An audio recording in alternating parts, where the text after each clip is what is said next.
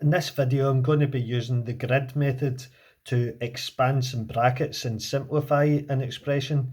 Now for this one we're multiplying a binomial, i.e. something that's got two terms, with a trinomial which has got three terms, but apart from that it's going to be more or less the same as if there were just two terms in each bracket. The only real difference is being you'll see there's like three boxes going along here instead of two. So as if we're doing it with two, we just do the same, just fill in each of the terms into your boxes along the top and the side.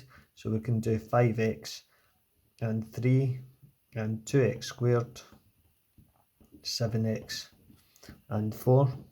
And we're going to fill in each of these boxes just by multiplying. Like to get this box, we'll multiply 5x by 2x squared. The 5 and the 2 give us 10, the x and the x squared gives x cubed. This one, 7x times 5x gives us 35x squared. 5x times 4 gives us 20x. 2x squared times 3, that'll be 6x squared. 7x times 3, 21x. 4 times 3 just gives us 12. So we can say that 5x plus 3 times 2x squared plus 7x plus 4 is just going to give us 10x cubed plus 35x squared, that is, plus 20x plus 6x squared plus 21x plus 12. And we can bring like terms together to simplify that a bit. We've just got one x cubed term, so 10x cubed. Now the 35x squared and the 6x squared can add to give us 41x squared. The 20x and the 21x give us 41x, and then we're just left with the 12. So there we've got our final answer in its most simplified form. I'm going to move on to another example where this time we've got some negatives in the brackets, and what I'd advise you maybe to do is just pause the video just now and give it a go yourself, see what you get, see if you can work out what to do with the negatives, and then I'll go over it and you can compare.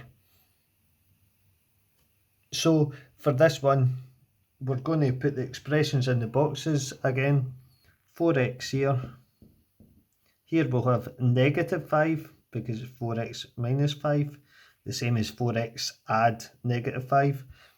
And the box across here we'll have 3x squared, negative 2x and 7. Then once again we're just going to multiply so that we can fill in these boxes. 4x times 3x squared is going to give us 12x cubed. 4x times negative 2x is going to give us negative 8x squared. 4x times 7, that'll be 28x.